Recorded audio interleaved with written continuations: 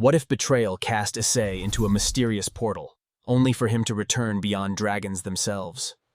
Hello everyone, welcome to What If Issei was thrown in the mysterious portal and came back stronger than dragons movie. Before we start, please go support isonku-sen for writing that awesome fanfic. This is the translated version I made. There will be some mistaken characters' gender, but of course Issei is a male. Prologue. Narrates Issei. What would you say if your whole life was abuse, if the few you trusted mistreated you and called you useless, and your self-esteem was quickly lowered to the point where you wanted to commit suicide? I know some would tell me I would stay away from them, or I don't need them if I have my family and things like that. But what would you do if your family was part of those who abused you? Well, that was my case, but I better tell you from the beginning. Flashback. Narrates Issei. I was a very intelligent 5-year-old boy for my age, you could say I was gifted. My life was normal, I got along very well with my older siblings Victor and Jessica. They are twins, they are 1 year older than me, so they were 6 years old. One quiet day we were playing in the park when we stopped to rest. A red-haired girl the same age as my brothers approached us. Rias. Excuse me, can I play with you? He said timidly. Victor. Sure, what's your name? Rias. My name is Rias Gremory. He said happier now. Jessica. My name is Jessica Haidu. He said happily. Victor. My name is Victor Haidu. Issei, Elmios Issei Haidu. She said she was happy to have one more friend. Rias. Thank you for letting me play with you. He said happily. Since that day 2 years passed in which we met Sona Citri. She was a somewhat serious girl but very nice when she is in a good mood. We also learned that the supernatural exists when Rias and Sona took out their demon wings in front of my parents, which made them faint, but with a long explanation they accepted it, and we also discovered that my brothers had something called Sacer gears, Victor had something called boosted gear, and Jessica a Sacer gear that allows her to use fire and be able to create weapons with her fire. I also wanted to know if she had one of those weapons, but Rias said something that surprised me and my family: she doesn't have Sacer gear. Who would have thought that this little prayer would be the trigger for my torment? Chapter 1. Narrates Issei. After Rias said that, a year passed where things changed. My brothers no longer treated me well, that is to say, they mistreated me as well as Rias, Sona and my parents, who did not want to see me because if they did, they would hit me until I was unconscious, and Rias and Sona would throw magical attacks at me. After that, the only friend I had, named Irina, hit me for believing my brother's lies. This is how 3 years of mistreatment and abuse from my family passed. 3 years of depression and sadness. 3 years in which my brothers lived the affection and love that a family can give, while I had to fend for myself. 3 years in which I didn't sleep because I wanted to, but because they hit me until I was unconscious. 3 years in which I healed myself from the wounds that were inflicted on me. 3 years in which I lost all reason to live. 3 years in which I could no longer feel pain. There were times when I tried to take care of myself in every way possible, but it didn't work because strangely my wounds would regenerate in just one night. That seemed strange to me, but I didn't care because I spent every day depressed for 3 years. That was happening until one day they went too far when they said they wanted to get rid of me. That surprised me a lot since I didn't think they hated me so much for not having Sacer gear. 2 days later. I was in my room full of darkness until out of nowhere without me realizing it they grabbed me and tied me up. After that everything went dark. When I woke up I was on the floor of a forest face down until I felt something hitting my stomach. I didn't feel pain, I just felt like it was a slap. When I saw who it was, I was surprised to see the one I once called father. Issei. We can finally get rid of you, useless piece of shit. He said with disgust and hatred in his words. Issei. What will they do to me? At that question another figure approached. Issei. We'll send you to a place where we won't see your damn face anymore. Then 2 more figures approached. Victor. Rias-san told us that a portal opens in this place every 7 years. Issei. Where does that portal lead? Jessica. We don't know, but what we do know is that we won't see you again. After saying that 2 more figures approached. Rias. But, you know what the best part is? He said with a smile. Issei. Which one? Sona. You won't survive since no supernatural being has come out alive from there. It will be impossible for you to last even 10 minutes. What he said really left me speechless. Rias. There are all kinds of monsters in that place. After saying that a portal opened behind me. After that my father threw me into it. Before it closed I heard something that would break my heart. Victor. Jessica. Good luck, little brother. They said sarcastically. And that the portal closes so that you can see a desert place with a very dense fog. After hearing that it made me realize something. You can't trust anyone. Especially those who say they love you. And they are already up to date. End of Issei narration. Issei could be seen untying himself. After he untied himself, he stood up and turned around to see the same panorama he saw when the portal closed. He looked at the fog with empty eyes and without shine. He lowered his head looking at the ground but saw some kind of note written on the sandy soil of the desert. Issei. A note. I wonder if any expression.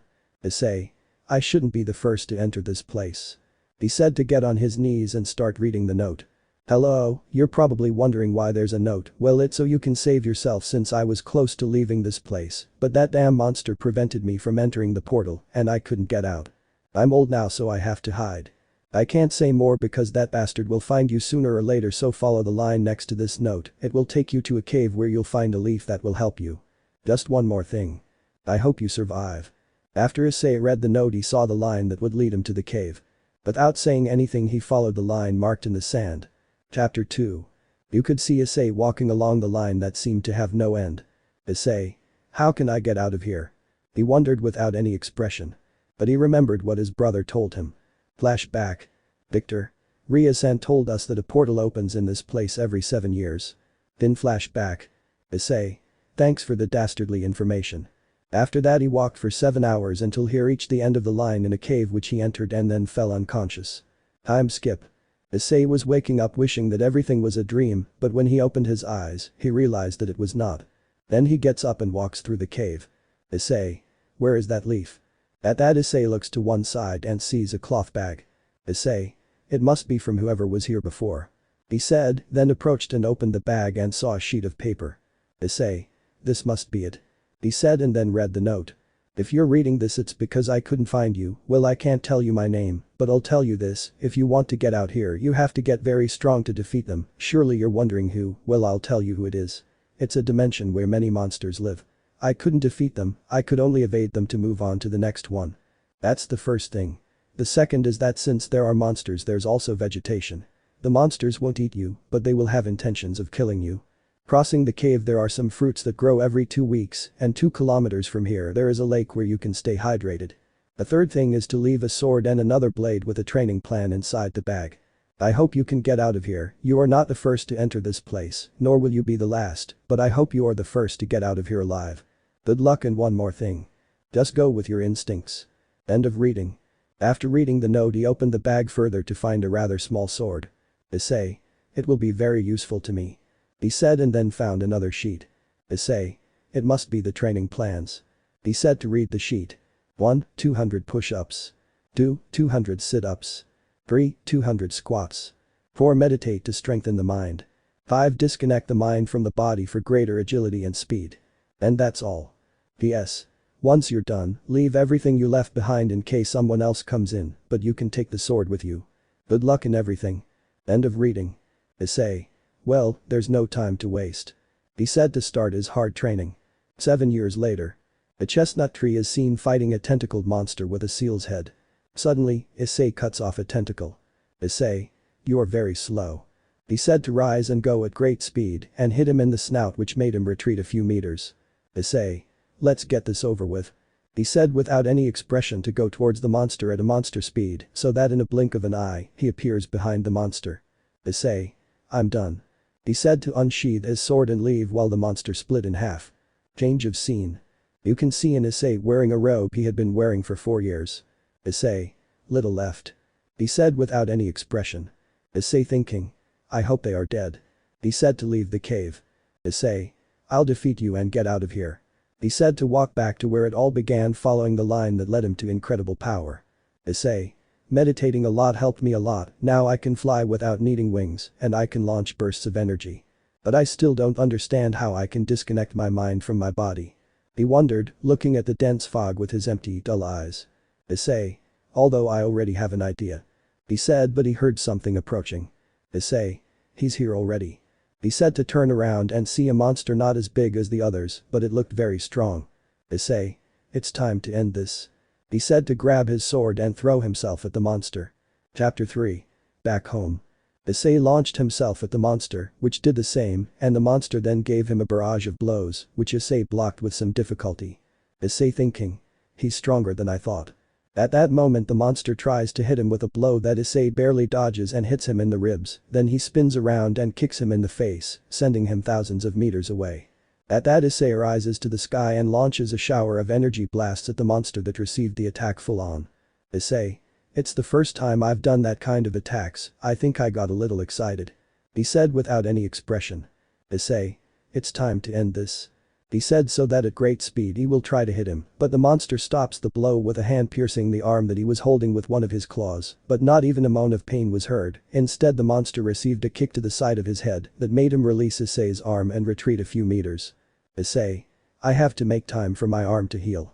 At that the monster swipes at his chest, causing a wound, followed by a kick to the ribs that sent Issei far away, who remained on the ground.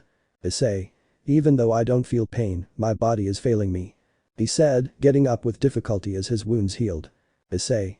This monster is stronger than I thought. He said watching as the monster approached running towards him. Issei. I think I should do that thing of disconnecting my mind from my body, but how there are a few minutes left until the portal opens. He said dodging a swipe from the monster. Issei. Come on Issei, you've made it this far, you've been able to take care of yourself since you were 7 years old, you've endured all kinds of beatings and abuse. He said without realizing that he was surrounded by a small bluish aura, his hair rose slightly and his eyes flickered from honey to grey. Issei. You trained very hard to get here. I came to reign from the darkness. Once those words were said, his aura grew larger and his eyes turned completely grey with a penetrating gaze that made the monster feel a chill down his back. Just imagine it as Issei. Issei. I did it. He said a little surprised. Issei. I must hurry, there is little time left. He said filling to attack the monster who did the same. At that the monster swipes at him, but Issei dodges it like it's nothing and receives a blow from Issei that sends him far away. Issei. Maybe the previous guy tried to evade you, but couldn't, I won't make the same mistake as him and kill you. He said to grab his sword and with divine speed he cut off his arm. The monster gave a growl of pain and with great anger, lunged at Issei who dodged the monster's attacks very easily. Issei. It's time to end this. He said and then created a sphere of energy and at great speed appeared in front of the monster and threw the sphere that had all the power that Issei had and disintegrated it. Monster. Ruarg. After that there was only silence. Issei. If I'm done. He said to make the aura he had disappear and return his eyes to normal. Issei. So that's what you meant by letting myself be carried away by my instincts. Let's see if I can do it again. He said closing his eyes and when he opened them they turned grey and his aura appeared. Issei. Apparently I could. He said looking at his hands. And back to normal. At that moment a portal opens behind him. Issei. It's time. He said without any expression and then entered the portal. Chapter 4. After leaving the portal he appeared in the same place where he was thrown to that place. Issei. Some would be jumping for joy, but I'm not one of those. He said without any expression. Issei. I think I should get some clothes. He said walking towards the city. Issei thinking. The first thing they will do after getting clothes and money will be to go to the academy, at this age he should be in second year of high school. He said arriving at a road. Issei. From here I should arrive in 3 hours, but if I run I would arrive in 15 seconds. He said something thoughtfully. Issei. I'll run. Then it disappears in a blink of an eye. Elsewhere. Hey Nai-san, do you think he's okay? Said a brown-haired woman with eyes of the same color. I hope so. Said a light brown. Jessica. We should go see if the portal opened. She said anxiously. Victor. I went a moment ago, but I think I'm late. He said sadly. Jessica. You don't know how much I would like to see him now and be able to hug him. He said starting to cry. Victor. I wish I could ask for your forgiveness. He said with a tear falling from his cheek. But Issei. Our protagonist was in a park with many trees. Issei. It must be around here. He said looking at the ground. Issei. I found you. He said kneeling on the ground and starting to dig in the earth. Once he finished digging he took out a shoebox. Issei. It was good to save a lot, if I remember correctly there must be 100,000 yen here, the thing is I don't remember how I got it doesn't matter. He said getting up and going to a clothing store. Time skip. An Issei is seen leaving a dressing room in a clothing store. Issei. This will be enough. He said to go to the cash register ignoring the looks of desire and lust of the girls who saw him pass by. Once he paid for the clothes he went to look for an apartment but he heard 2 women talking. Woman 1. If it's official, Kuo Academy will be mixed, but starting next week. Woman 2. I hope that after that it continues to be the best academy in the city because there may be some troublemakers. They said without realizing that our protagonist was listening to them. Issei. After buying an apartment and getting a job, I'll go enroll at that academy. he said, resuming his path. Time skip 2 days later. Issei is seen lying on an average bed. Issei. It's not such a bad job, I just have to play the piano and that's it. He said, looking at the ceiling with his typical empty and dull eyes. Flashback. Our protagonist was walking down the street until he saw a sign that a pianist was wanted. He went to the address on the sheet and entered a restaurant to look for the manager and found him looking at the piano. Issei. Sorry. He said, drawing the attention of the manager. Manager. How can I help you? I asked politely. Issei. I came for the pianist thing. He said, looking at the piano. Manager. And do you know how to play? Issei. Try me. Manager. Okay, go and touch something. He said for Issei to go play the piano. After playing, the manager is seen very amazed at how the young man played in front of him. Manager. Starts Wednesday at 7 p.m. Issei. Thank you. He said, getting up. Manager. But you must come in a formal suit. Issei. I will and thanks for hiring me. He said, bowing and then leaving. End of flashback. Issei. I'll go change. He said to go take a bath and change into a formal suit. Time skip. People in a restaurant are seen very amazed at how our protagonist played. Some thought he was a musician, others that he loved playing the piano, but that was not the case. In the 3 years that he was abused, playing the piano was the only way to release some of the pain he felt.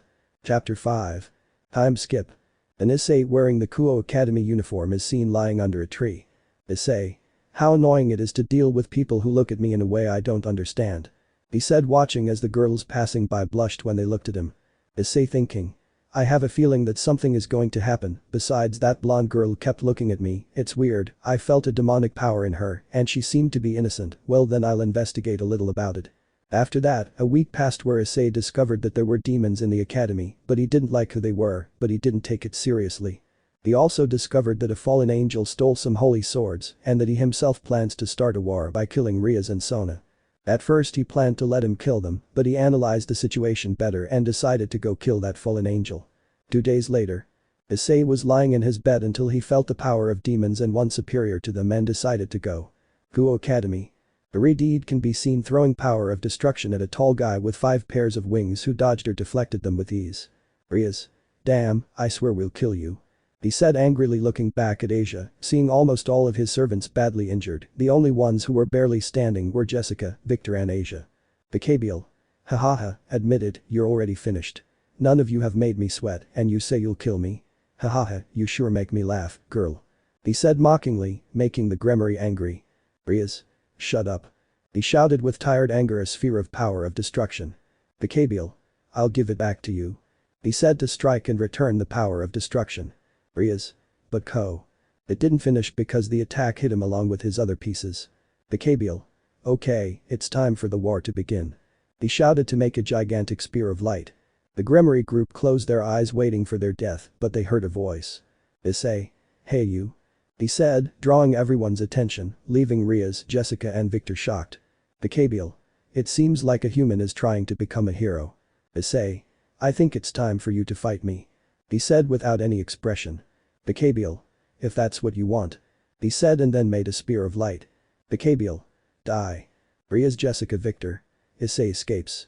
They screamed to see the spear pierce Issei's shoulder, but what shocked them was that he didn't even make a whimper of pain. Bicabial. But why don't you turn away? He said, surprised. Issei. I've suffered worse things. He said, taking out the spear of light and then destroying it with just a squeeze. Bicabial. But how? He said, shocked to see how Issei's wound healed quickly. Issei. If you're referring to my wound, it's because I'm practically immortal. He said, looking at Bicabial with empty and dull eyes.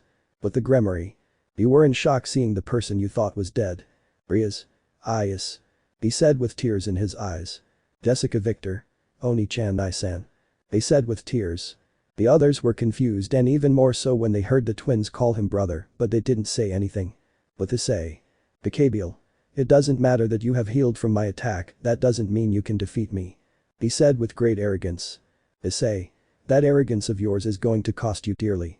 He said, looking into his eyes, which made him scared by the brown-haired man's empty and dull eyes. Those who watched the fight were scared when they saw those eyes. You laugh thinking. What happened to you, Is? She thought sadly and very worried, just like the twins. Issei. It's time to end this. He said without any expression and making his eyes flicker from honey to gray, which surprised everyone. Chapter 6. Issei stared blankly at Kakabiel. Issei. Let's get this over with. Iho walking Asia Kakabiel. Jessica. We have to help him, he won't be able to do it alone. She said worriedly. Victor. Let's help him. He said about to launch into the fight. Issei. Don't even think about coming, I don't need help. Zenobia. What are you saying? Don't you know who he is? Issei. Yes, I know who it is, that's why I don't need help. He said looking at Kakabiel. Kakabiel. You should listen to your friends. He said arrogantly. Issei. I don't have friends, I don't need them, I'll just tear you to pieces. He said surprising those present. Zenobia. It will only get him killed. She said surprised. Kakabiel. It seems you're determined to get me to kill you. He said arrogantly launching himself at Issei, who stopped his blow with one hand. Kakabiel, Piro-kan. He didn't finish because he received a blow to the stomach that made him spit out a large amount of blood. Issei. That's all? He asked, hitting him in the face. Issei. Because if it is, you are pathetic. He said, infuriating Kakabiel.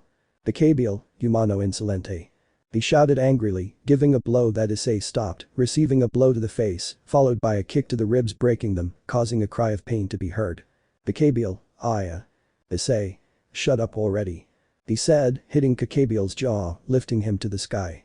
At that moment Issei appears above Kakabiel and hits him in the face with such force that when he hits the ground he makes a medium-sized crater. Issei. I don't understand how the demons in this place didn't hurt you.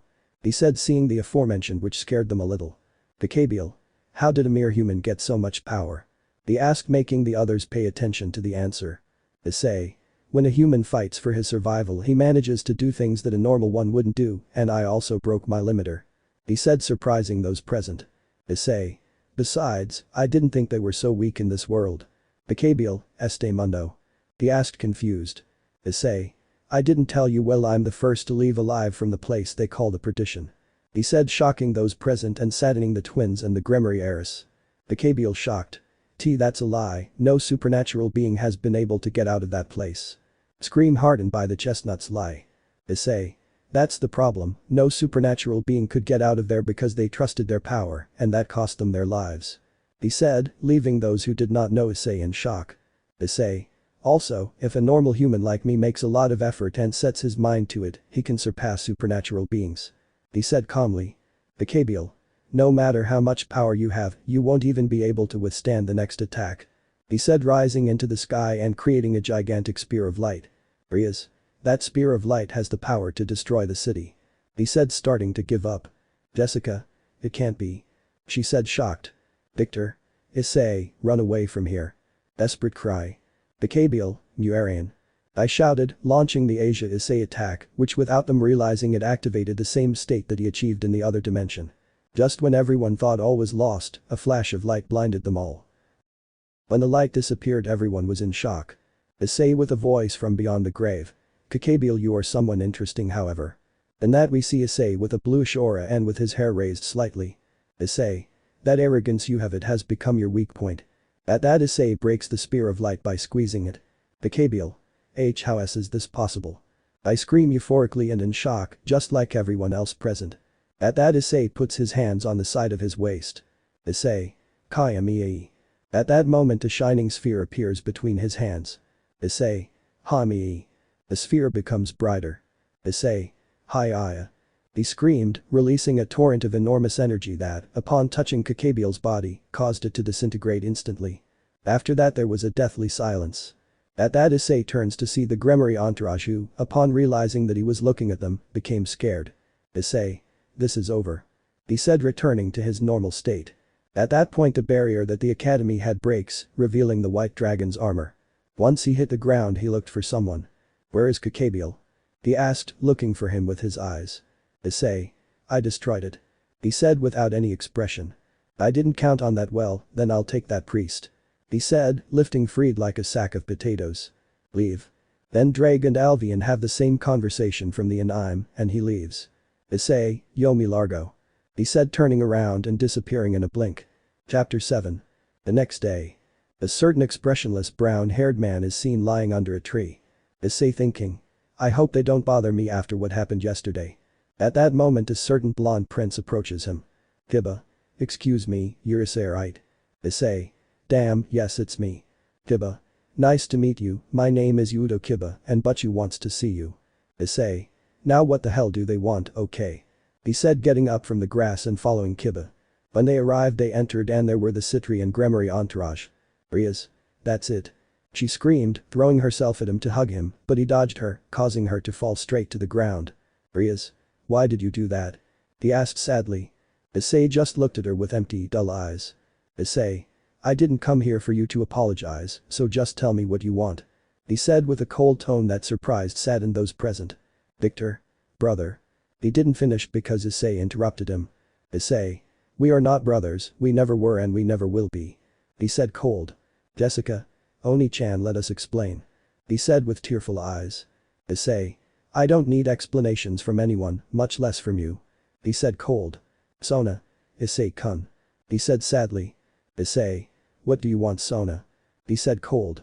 Sona. We want to apologize for what we did to you. He said with a regretful tone surprising his feet. Issei. No. He said sharply and in a colder tone saddening Sona. Asia, Issei-san. Issei. What's up? He asked still cold, scaring Asia. Asia. P, could you tell us where that place the perdition is? He asked timidly, drawing the attention of those who also wanted to know. Issei. It is a dimension apart from this one where monsters with an abysmal power level exist. He said surprising everyone. Kiba. And how do you get into that place? He asked curiously. Issei.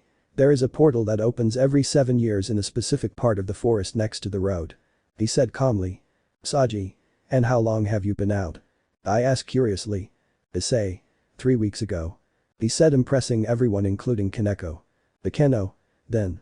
It didn't end because Issei spoke. Issei. I was there since I was a child, more specifically since I was 10 years old. He said leaving in shock those who did not know. At that Zenobia decided to speak. Zenobia. And how did you get that power? Issei. I don't know, tell me what I was doing in that place. He said leaving the blue-haired girl silent. Issei.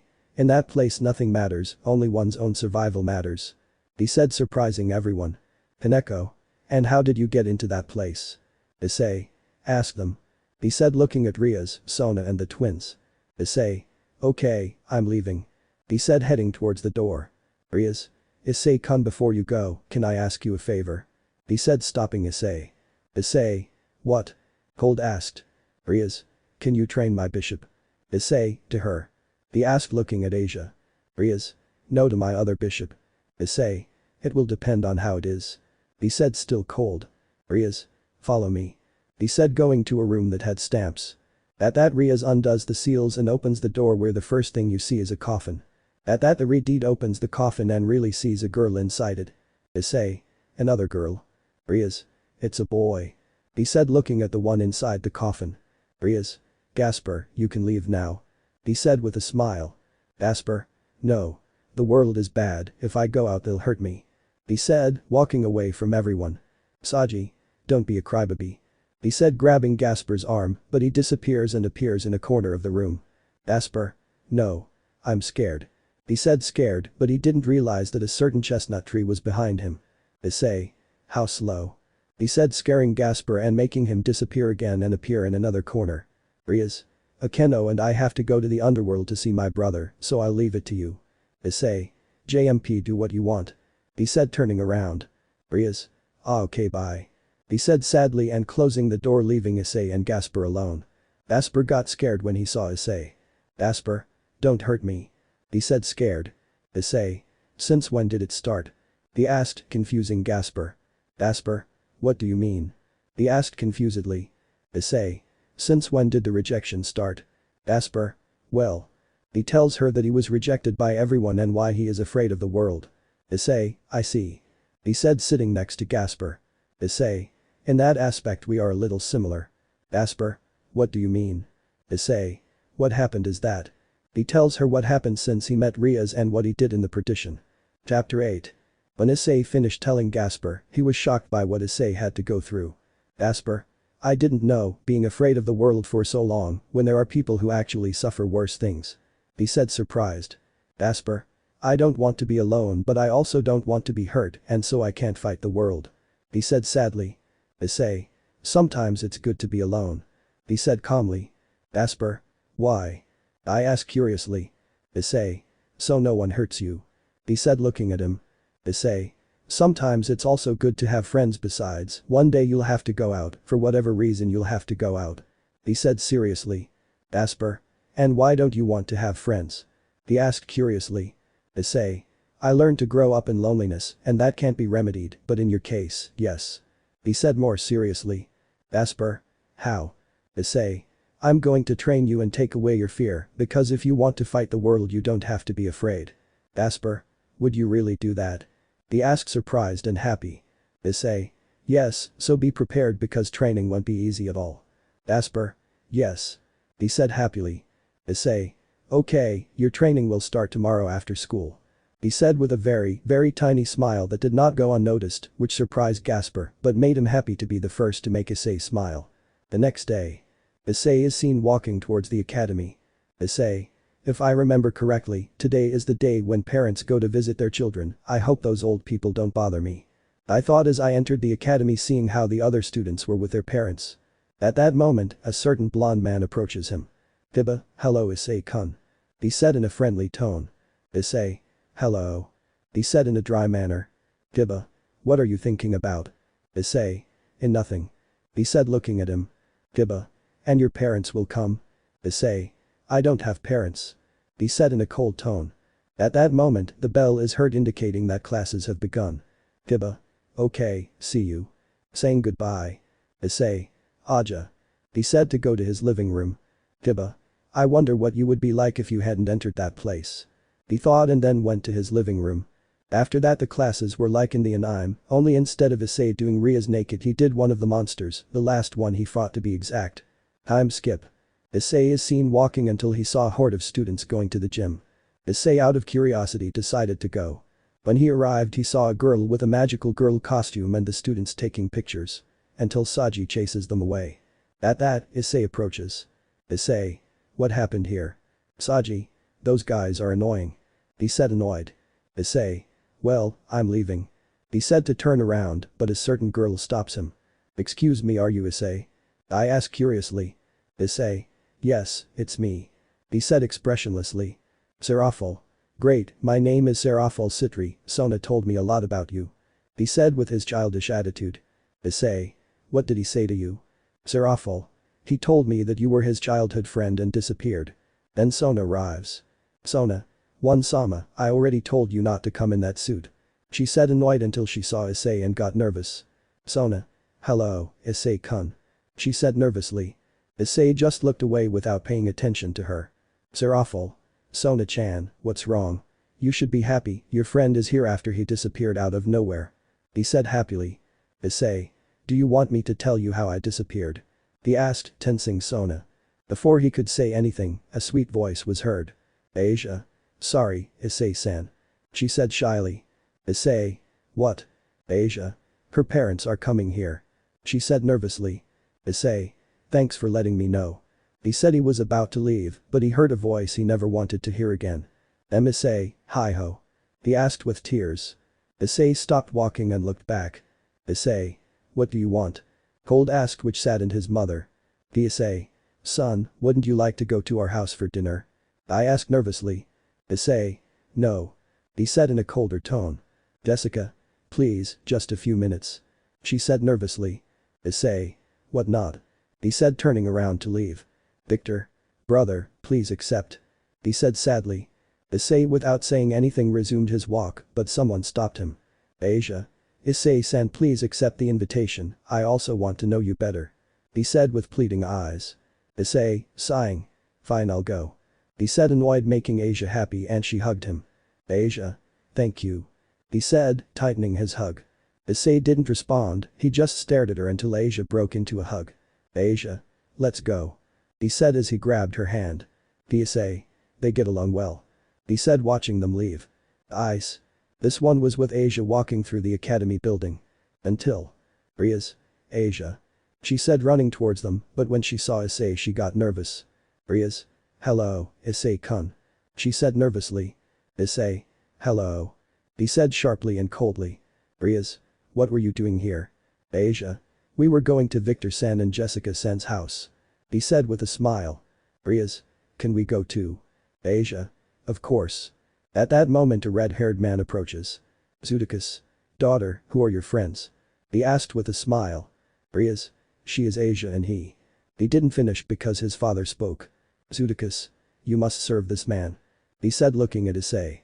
Issei. That's right. He said seriously. Zutokus. Nice to meet you, my name is Zutokus Gremory, Ria's father. He said shaking hands. Issei. Likewise. He said shaking the Riteed's hand. Chapter 9. And Issei is seen somewhat annoyed at being among those he once called family and now considers them scum. Issei was sitting on a sofa while he watched the others chat happily. He was about to leave, but then Asia sat next to him. Asia. Why don't you join Issei-san? Everyone is happy, why not you? I asked looking at Issei. Issei. Happiness is nothing but a waste. He said with his eyes closed. Asia. Why do you say that? She asked curiously. Issei. Happiness is temporary like everything in this world, there is no happiness that never ends, and my happiness ended when I was 6 years old. He said remembering what happened in his childhood, if you can call it that. Asia. What happened to make you like this? He asked something sadly. Issei. Things that made me feel nothing anymore. He said looking at her with his empty eyes. Asia. I want to help you like Victor-san and Jessica-san helped me. He thought with determination. Issei looked away until he remembered something. But that he gets up and heads towards the door. Issei. Son, where are you going? Issei. It's late, you should stay the night. Victor. If not, stay. Jessica. Yes, stay, so we can talk a little. They said trying to make him stay. Issei. No, I have matters to resolve, so I'm leaving. He said crossing the door and then leaving the place. Zutokus. What happened to him to make him like this? He asked Asia who was near him. Asia. I would also like to know that. He said looking at the door and then seeing the Hyaru family and Rias who were sad. Asia. But it must have been something very bad. She thought worriedly about the one she already considered a friend. Ice. This was at the door of the academy that was closed. At that Issei arises and heads towards the occult club building. When he arrived he opened a window and entered through there to go to Gasper's room. When he entered he didn't see anyone, but he saw a corner and there was a box that was moving. When she opened it she saw Gasper who was in the fetal position, but when she saw Issei she was happy and hugged him. Gasper. Issei-senpai finally arrives. He said still hugging him. Issei didn't hug him back and just stared at him until Gasper broke the hug. Issei. Ready? He asked seriously. Gasper, hey. He said enthusiastically. Issei. Okay, first we'll start controlling your sacred gear. Gasper. How? He asked curiously. Issei. I'll throw balls at you until you can stop them. Gasper. It sounds easy. He said something confident. Issei. Fine, since it seems easy to you, I will increase the launch speed and I will also throw several at you so that you can stop all the ones I throw at you. He said going to the door. Issei. Wait for me at the academy gym. Gasper. And what are you doing? Issei. I'll go get the balls. He said leaving the place. Gasper. Me and my big mouth. He said looking at the door where Issei left. Time skip. The Gasper with some scratches on his body is seen trying to stop at least one of the balls that Issei threw at him. Issei. Come on, what was easy? He said he threw a ball in Gasper's face, but he stopped it with his sacred gear. Gasper, I made it. He said happily but didn't count on another ball hitting the ball that he stopped, hitting him in the face with both balls. Issei. Don't lower your guard. He said going to pick up Gasper who was on the ground. Gasper. Why did he do that? He said with his face red from the blow. Issei. You have to concentrate more. He said, lifting Gasper up. Gasper. I was happy because at least I was able to stop one of the hundreds that he threw at me. He said looking at the balls on the ground. Gasper. I didn't want to have this power, with it I'm a danger. He said sadly. Issei. You are not a danger. He said seeing him. Gasper. But I can hurt someone. Issei. Don't say that, you decide whether to hurt or protect someone, it's your power and you can control it. He said seeing him. Gasper. Do you really believe that? He asked happily. Issei. Yes, now let's continue. Gasper. Hey. He said with determination. Time skip 3 days later. Issei is seen throwing balls that were stopped by a certain half-vampire. Issei. Gasper has improved a lot these last few days. He said, throwing a ball. Gasper. Thanks, Issei-senpai. He said stopping the ball. Issei. Okay, I think we're done for today. He said sitting on the gym floor. Gasper. Are you tired? Issei. No, I just wanted to sit down for a while. He said with his eyes closed. Asper. And what will you do tomorrow? He asked curiously. Issei. Since tomorrow is Saturday, I guess I'll go train the state I got in that place. He said looking at the ground. Asper. Have you already given a name to that state? Issei. I didn't think of any, but I'll think of one. He said looking up. Asper. This afternoon I heard Butchu say that tomorrow night there would be a faction meeting or something like that. He said sitting next to Issei. Issei. And what does that have to do with me? Asper. I don't know, but Butchu was planning to invite you too. He said seeing him. Issei. I think she did it, but I didn't hear her, and I said yes. Asper. He said if there was an invitation he wouldn't accept. He said with a poker face. Issei. Yes, by the way, will you go too? He asked calmly. Asper. No, Butchu said I would stay in the clubroom with Kaneko-senpai. He said with his head bowed. Issei. You mustn't let them underestimate you. He said seriously. Asper. I wanted to go, but Butchu ordered me to stay and not protest. He said sadly. After that Issei says goodbye to Gasper and then leaves. The next day. An Issei is seen lying on his bed. Issei. I should go train a little. He said looking at the ceiling. At that moment, a magic circle appears, revealing a maid that we all know. Grafiya. You must be Issei. He said in a monotonous tone. Issei. If it's me, what do you want? He said in the same tone. Grafiya. Zursuch-sama sent me to invite you to the faction meeting that will be held at Kuo Academy. He said looking at him coldly. Issei, que pasa si mi? He asked in the same tone but a little colder. Grafiya. You can't, since you participated in the fight against the goat. He said still in his cold tone. Issei. Okay, I'll go, and when is it? Grafiya. Tonight, we hope you attend. Without further ado, I say goodbye. He said and then left in the same magic circle. Issei. What a nuisance. He said something annoying. Issei. I'll go eat something, and then I'll go change to go to that damn meeting. After saying that he went to the kitchen to make something to eat. Chapter 10. Night reigned in the city of Kuo, but in an academy it is seen that it is protected by a barrier that protected it. The strange thing is that no one can see it. You can see the King Siskin sitting at a circular table with a black-haired girl with pigtails. Serafal. Zursuch-kun, what's wrong? You seem a bit stressed. He said looking at the redeed. Zursuch. Well, you see. But he was interrupted because the door opened revealing a red-haired boy. Milikas. Dad, I'm bored. He said bored. Zursuch. That's why I wanted you not to be here. He said stressed. Serafal. Zursuch-kun, why is Milikas-chan here? She asked curiously. Zursuch. He entered the magic circle I came in without me realizing it. He said with his eyes closed. At that moment the door opens revealing 4 people. Michael. Hello, how have you been? Asked friendly. Zursuch. Fine thank you. Azazel. Let the meeting begin. He said with his typical smile. Then a blonde girl speaks. That's Gabriel. Gabriel. Not yet, because more people are coming. He said looking at Azazel. Azazel, bueno. He said bored. Ollie. I just hope it ends quickly. He said tired. But then 2 magic circles appear, revealing the Citri and Gremory retinues. Zursuch. Nice to see you Rias and you too Sona. He said with a smile. Rias. Likewise, Oni-sama. He said likewise. Serafal. Rias-chan, where is Issei-chan? You told him to come, right? She asked curiously and somewhat happy. Rias. I told him to come, but I think he didn't listen to me. He said sadly. Zursuch. And your other pieces? He asked when he saw that 2 people were missing from his sister's entourage. Akeno. They are in the building where we met. He said seeing his king sad. At that moment the door opens revealing our protagonist. Serafal. Issei-chan, it's good that you came. He said with his usual attitude. Issei. Hello. He said in a dry manner. Azazel. So you're the human who defeated Kakabiel, huh? Nice to meet you, I'm Azazel, leader of the fallen angels. He said with a smile. Issei, soy Issei. He said sharply. Michael. Nice to meet you, I'm Michael, leader of the angels, and this is my sister Gabriel. He said, introducing himself to his sister who looked at him in surprise. Michael. Is something wrong? Gabriel. It's broken. He said still in his astonishment. Michael. What do you mean? Gabriel. Her heart it's completely broken. He said in a whisper. Issei. Yes, how are you? He said disinterestedly. Zursuch. Nice to meet you, I'm Zursuch, Ria's brother. He said with a smile. Issei. Can we begin? He asked somewhat annoyed. Zersic. Okay, now that we're all here, let the meeting begin. He said to receive a nod from everyone. The meeting went smoothly until they changed the subject. Zersic.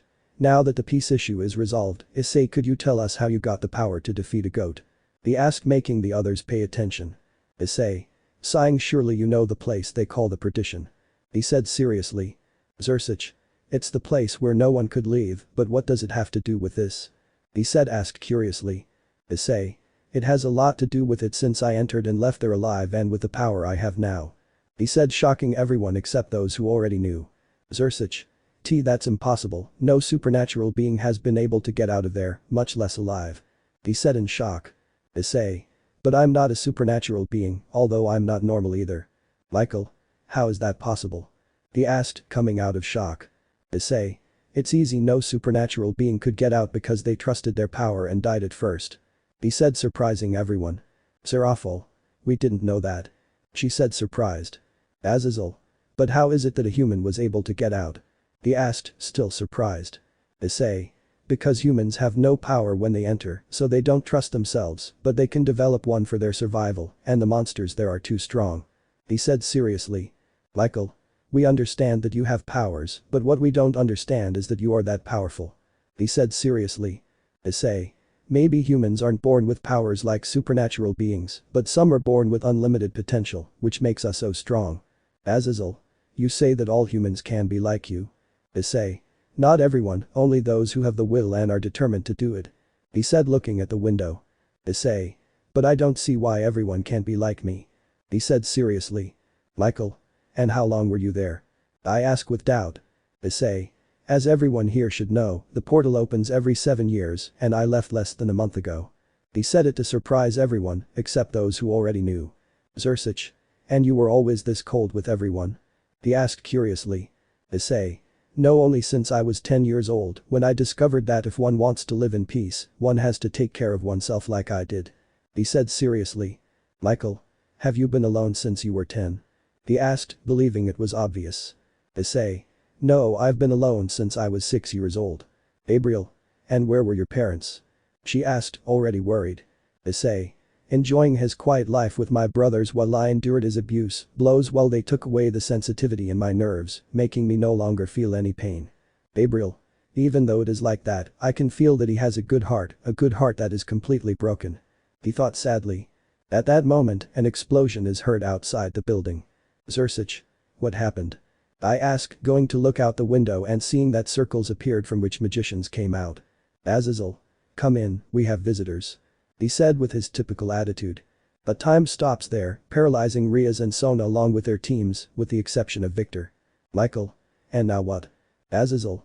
The vampire child was captured. He said a little seriously. Victor. And why don't we stay paralyzed? He asked in surprise. Ali. The faction leaders, because they are more powerful, us because we have the power of the 2 celestial dragons, and your brother, because he is on another level. He said calmly. Issei. You go for the magicians, I'll go for Gasper. He said, looking at the window. Zersic. We can't use magic circles, how do you plan to go? He asked curiously. Issei. I put a teleportation technique, I'll go with that. He said, putting 2 fingers on his forehead. Issei. Take care of those magicians. After saying those words, he disappeared, surprising everyone. Azazel. That boy is full of surprises. He said, looking at the window. Azazel. Hey Vali, don't you want to have fun? He asked, seeing him. Ali. I was wondering when you would ask me. He said to activate his armor and fly out the window. Zersic. Well, a whore. He was interrupted by someone pulling his pants. Milikas. Dad, what's going on? He asked, scared. Zersic. Don't leave me alone. He said, hugging his son. Azazel. Why didn't I see it before? Michael. I don't know, I didn't see it either. He said and then looked out the window. Chapter 11. Ice. He was in the room where the occult club meets, seeing that Gasper and Kaneko were trapped. Asper, pardon Issei senpai la foul. He said sadly. Issei. You didn't do it, they caught you off guard. He said, seeing the magicians. Wizard 1. Don't try anything. He said, pointing at Issei with a sword. Asper. I can't control my power, I didn't want it to hurt others, I didn't want this power. He said, starting to cry. Issei. I didn't want this power either, but I have it and I just have to get used to it, why don't you? He said asked seeing him. Asper. Pardon. He said with tears. Issei. Don't let power control you, you can control it, I already told you once, you decide what to do with it, hurt or protect others, it's your decision, no one's but yours. He said with his eyes closed. Asper. You're right, it's my decision. He thought, stopping crying. Issei. Did you understand? He asked seeing him. Asper. I understand now Issei-senpai, I decide what to do with him. He said and then closed his eyes and with all his strength he made time return to normal. Issei, Kaneko. He said and then at sonic speed he released Gasper and Kaneko. Issei. Get out of here, I'll take care of them. He said and then started a massacre while the other two left. But the others. Bali is seen sweeping the floor with the mages, but even though the helmet prevented it, he was annoyed. Bali. They keep appearing. He said annoyed.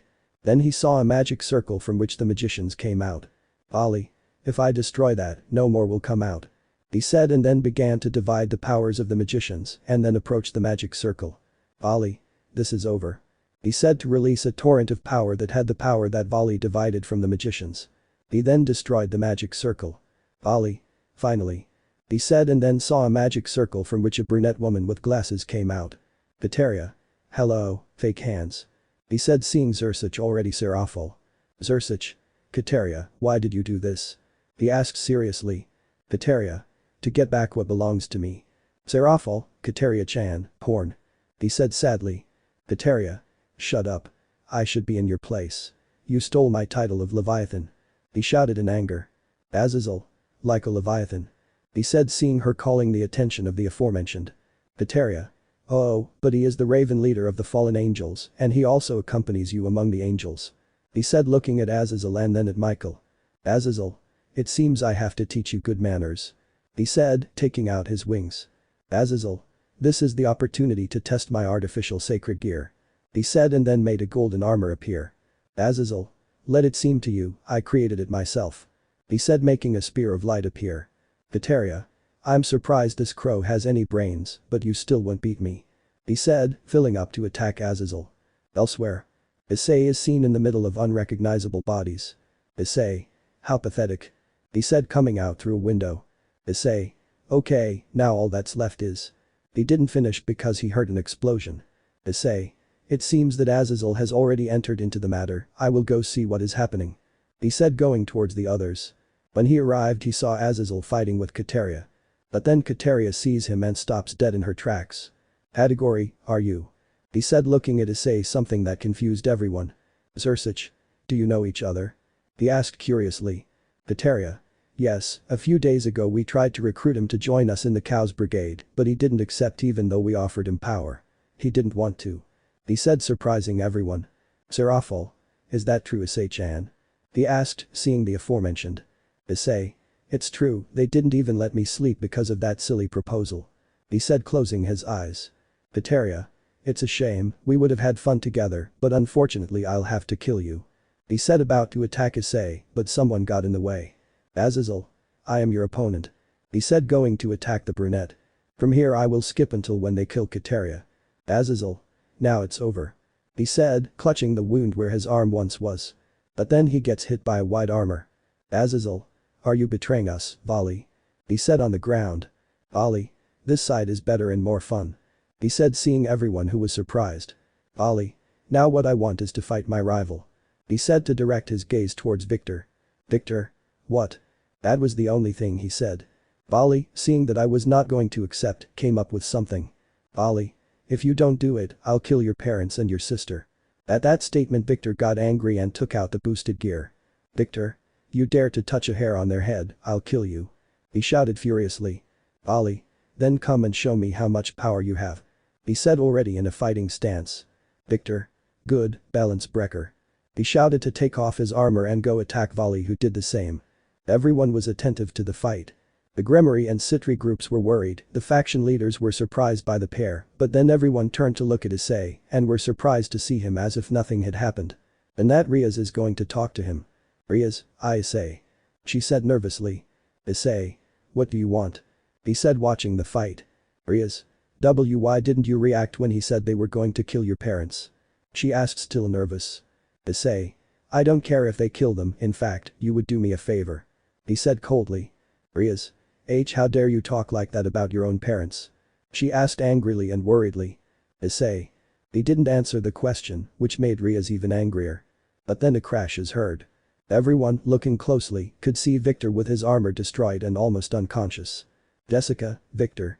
She shouted worriedly, running to Asia, her brother, as well as the Citri and Gremory group. Victor. Sorry, Issei couldn't win. It was the only thing he said before he fell unconscious. Ollie. I thought it would last longer. He said looking at everyone. Ollie. I hope your brother gives me more of a fight. He said seeing Issei surprising everyone. Issei. Safe. I ask without expression. Ollie.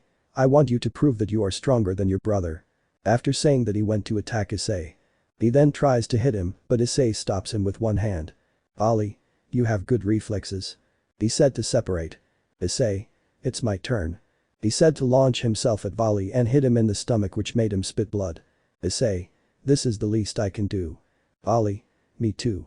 He said and then launched himself at Issei again. Chapter 12. Issei and volley charged at each other.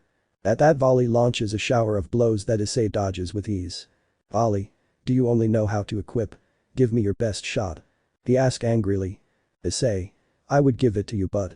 Then he hits him in the stomach, making volley step back, clutching his stomach. Issei. You're not prepared for my best blow. He said and then disappeared from everyone's sight and appeared in front of volley. Issei. And you never will be. He said to hit him in the face, burying him in the floor. Color? White. He said coming out of the floor trying to hit him, but Issei always dodged them. Ollie. Why can't I hit you? I asked desperately. At that Issei hits him in the stomach, making volley vomit a large amount of blood. Issei. Because you are no match for me. He said to put an energy sphere where it hit volley and throw it at him, sending him crashing into a wall. But the others. Everyone was surprised by the fight humiliation. Zersich. I knew Issei was strong, but I never imagined he was this strong. He said impressed by the power of the chestnut. Michael. I never thought that dimension would make him so strong. He said the same as Zersich. Gabriel. That boy is impressive. He said receiving a nod from the others. In the fight humiliation. Issei was in front of a volley with his armor all destroyed. Ollie. Haha. Issei. What do you find so funny? He asked seriously. Ollie. Your strength is incredible, I'm surprised you're a mere human. Issei. This is nothing compared to what I can do. He said impressing volley. Ollie. Were you holding back? Pregunto molesto. Issei. If you hadn't done it, you would already be dead. He said seriously. Ollie. You became so strong because nobody loved you, hahaha. How pathetic. At that Issei remembers something. Flashback. The 5-year-old Issei is seen sitting in front of a man who looked 80 years old. At that Issei speaks. Issei. Wow, supernatural beings are amazing. He said happily and excitedly. Grandpa. Isn't that right? Issei. Yes. Grandpa. Well, I have to go now. He said getting up from the chair. Issei. Grandpa, do you think I can be as strong as supernatural beings? He asked, surprising his grandfather a little. Grandfather. What is the purpose of this question, Issei? He asked in surprise. Issei. I want to be that strong so I don't always have to depend on others. He said with determination. Grandpa. Those are just stories, I don't know if they really exist. He said saddening the child. This did not go unnoticed by the grandfather, making him sad to see his grandson like that. Grandpa. But. Issei. Piro. Grandpa. I don't see why you can't be that strong. He said making the child happy. Issei. So, can I be that strong? He asked happily. Grandpa. Nothing is impossible in this life, but you have to put in a lot of effort to get there. Issei, abuelo. Grandpa. Issei. I promise to be the strongest to protect everyone. He said determinedly. Grandpa. I hope so, Issei. He said, moving his hair with a smile. Then flashback. Volley saw that Issei was distracted and took the opportunity to hit him in the face, causing him to turn to the side. But then Issei turned his head, still with Volley's fist in his face, looking into his eyes, which surprised and scared him. Then he hits him hard in the chest, sending a shock wave behind Volley, knocking him unconscious. Everyone saw that and was shocked. Victor. D defeated him with a single blow. He said shocked. Zersich. And he doesn't look tired at all. He said more calmly. Milikas. It was great. He said with a smile and stars in his eyes. Azazel. It seems your son likes this kind of shows. He said seeing Zersich. Zersich. Apparently yes. He said looking at his son. Then they see Issei start walking. Rias. Issei, at Don Vaz. But he received no response. At that Gasper approaches Issei. Gasper? Issei-senpai, where are you going? He said watching as Issei stopped his pace. Issei. I'm going home. That was the last thing he said before disappearing in a blur. Milikas. Dad. Zersich. Are you? Milikas. Can we see it again? I asked looking at his father. Zersich. I don't know, but I hope so. He said watching as Azazel carried Vali. Chapter 13:1. Several weeks passed and the holidays had arrived, so the Gremory entourage planned to go to the underworld. At this moment they were in the occult club waiting for someone. Giba. Do you think he'll come? He asked looking at the others. Akeno. I hope so. He said with his typical smile. Asia. It's taken too long, we should go find him. She said worriedly. Kaneko. I don't think anything will happen to him, from what he told us he has faced very strong beings, even for us. She said expressionlessly as always. Then you hear someone open the door. Rias. You took a long time. She said something upset. Issei. You're nobody to tell me that. He said seeing her. Asia. Issei-san, I'm glad you arrived, I was worried. He said almost crying. Issei. I had an unexpected event. He said now closing his eyes. Issei. Azazel, you're slow. He said seeing the aforementioned sitting at Ria's desk. Azazel. Wow, you don't miss a thing. He said with his typical smile. Issei. Leaving that aside, why did they call me? Akeno. There will be a meeting to make an alliance with Asgard. Correct me if I misspelled it. He said with a smile. Issei. And why do I have to go? He asked something annoyed. Kiba. Mr. Zersich invited him, but these last few weeks we couldn't reach you, so we had to call you at the last minute. He said with a smile. Issei. How annoying. Asper, Issei-senpai. He said, drawing the attention of the aforementioned. Issei. What do you want? He asked seeing him. Asper. There's another reason why they want you to go. Issei.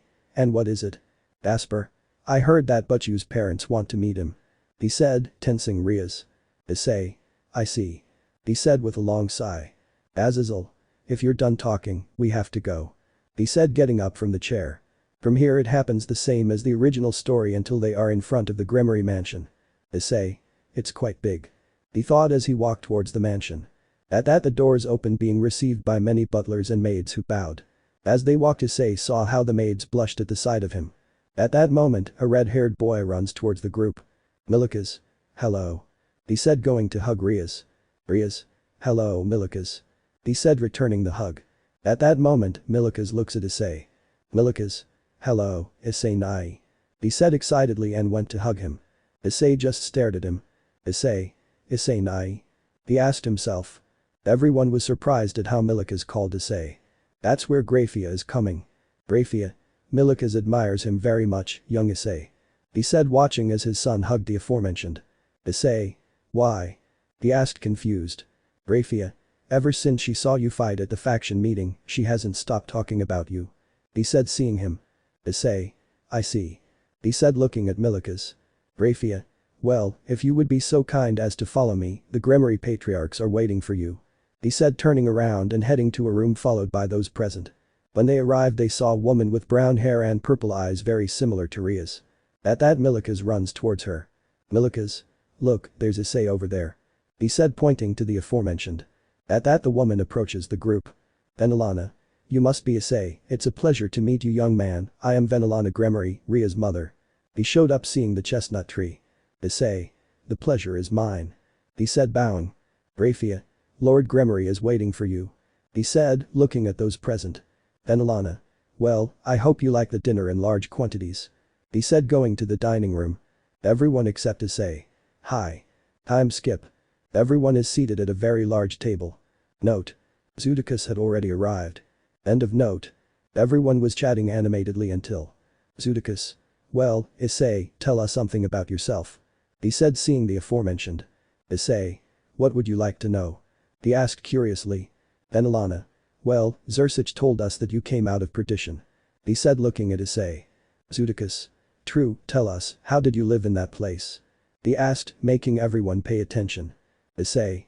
Well, I don't see any problem in telling you how I lived in that place. That's when he starts telling them. Flashback. A 10-year-old Issei is seen standing on top of the mountain where the cave where he lived was located. Issei. It's been a week now and it's certainly the best I've had. He said, seeing how it was starting to get dark. Issei. Something I don't understand is how there can be day and night in this place, and what seems strangest to me is why there isn't a moon, since at night in this place you can't see anything at all.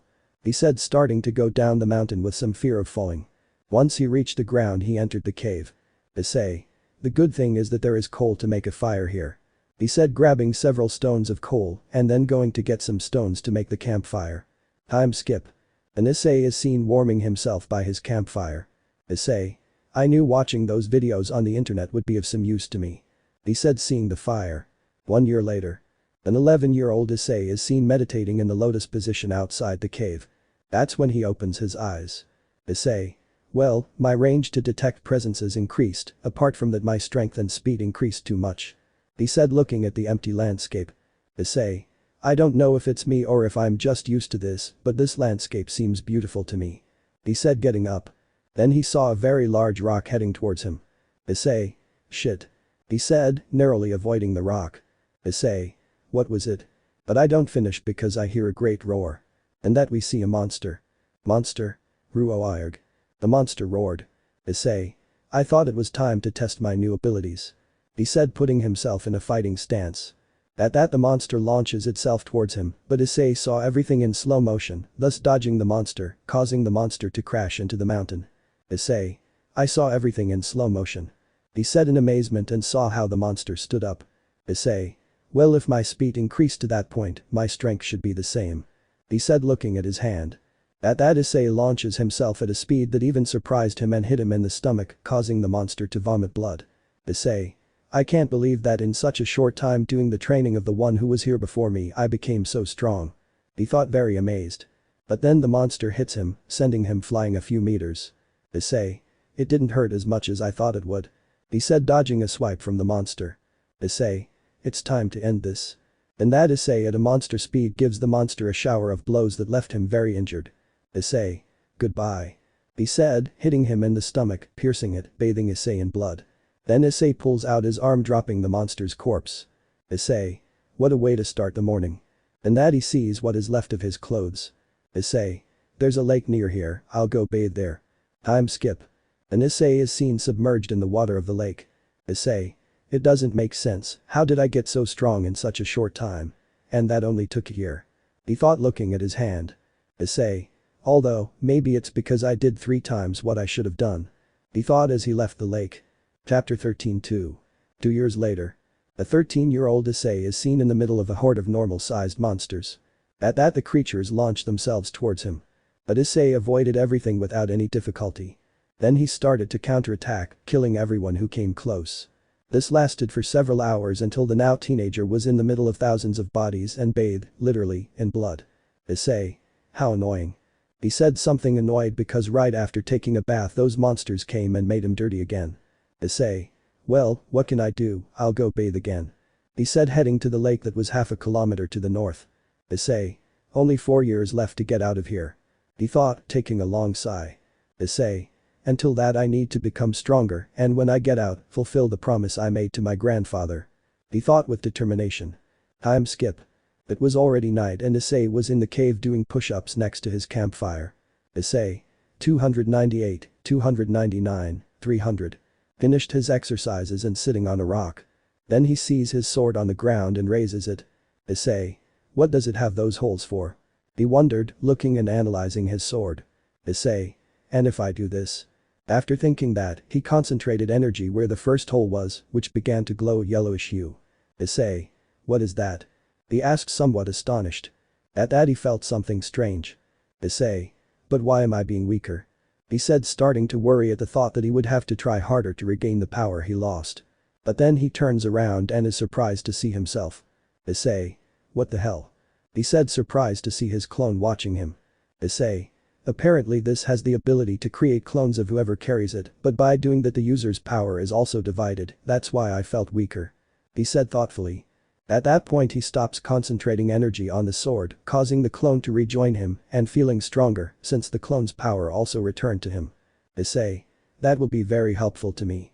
He said, seeing the sword. The next day. Issei is seen in the lake taking a bath. In that he sees his reflection in the water. Issei. My hair is too long and I need to shave. After saying that he left the lake, put on the rags that were the only clothes he had and went to the cave. Issei. Well, I hope I can. He said, grabbing his sword and concentrating energy like the night before. Then another clone appears. Issei. Okay, cut my hair. He said, sitting on a rock so that the clone landed behind him and started counting his hair. Note. Issei's hair will be the same as in the original story. End of note. After the clone cut his hair, the clone disappeared and went to the lake with his sword. Issei. I'll have to shave with the reflection of the lake. He thought at the same time that he was kneeling and seeing his reflection in the water of the lake, and so he began to shave. After shaving he headed to his cave, but then. Boom. He was blown away by an explosion caused by a monster that threw a fireball. At that Issei quickly gets up seeing the cause of the explosion. Issei. How annoying. He said something annoying. At that, the monster that imitated the chestnut's action launches itself. The monster hits Issei in the stomach and he is sent flying, crashing into a mountain. Issei. Wow, if you want he's strong, he made me feel a strong touch with his hit. He thought, dodging a kick from the monster that completely destroyed the mountain. Issei. Shit, I'll have to get serious, this thing is a pain in the ass. He thought seriously going to attack the monster. But the monster throws many fireballs that Issei dodged but couldn't get close. Issei. Damn, I won't get anything by dodging, I have to attack, but I can't get close. The brown-haired boy thought annoyed as he continued to dodge the monster's attacks. But then in Issei's hand a bright sphere begins to appear. Issei noticed and was a little surprised, but still launched the sphere colliding with the monster, making a huge explosion, sending the monster flying. Issei. What was that? I just concentrated energy in my hand and that sphere appeared. He said something surprised. Issei. If I do it again. He said, concentrating energy in his hand and creating the same sphere. Issei. Well, that way I can counter their attacks, well, here I go. He said, throwing several spheres of energy, hurting the monster a lot. Issei. Okay now. After saying that he launched himself at enormous speed to attack the monster. At that Issei rains blows on the monster, preventing it from defending itself and receiving a lot of damage. Issei. It's time to end this. After saying those words he hit the monster in the stomach with an energy sphere, making it explode along with the monster that filled the place with blood including him. Issei. It's over. He said, breathing heavily from tiredness. Issei. Those spheres used up almost all of my energy, I better go back to the cave. He said, heading to his cave. End of flashback. Everyone present was amazed and sad. Amazed by the power he achieved in a short time and saddened that he had to achieve it at a very young age to survive. But the saddest were Rias and the twins, since they caused Issei to have to get that power since they put him there. Zudikus. I see, it's a shame that since you were a child you were forced to fight for your survival, it's very sad and at the same time admirable. He said, looking at the brown-haired man. Issei. Why do you say it's admirable? He asked, confused. Zudikus. Because you showed that humans can become stronger than us supernatural beings and also that you were able to get out of a place that not even the mass dare to enter and without anyone's help. He said, looking at Issei. Venelana. It's true, you are someone truly amazing, young Issei. He said, looking at the aforementioned with a smile. Issei. Thank you for your words. He said, bowing. Zudikus. Well, we'd like to hear what's left of your story, but it's getting late and you must be tired. He said, seeing that the group of young people nodded their heads. Time skip. It was already dawn, everyone was sleeping except for Chestnut who was standing on the mansion's balcony watching the night sky, but then.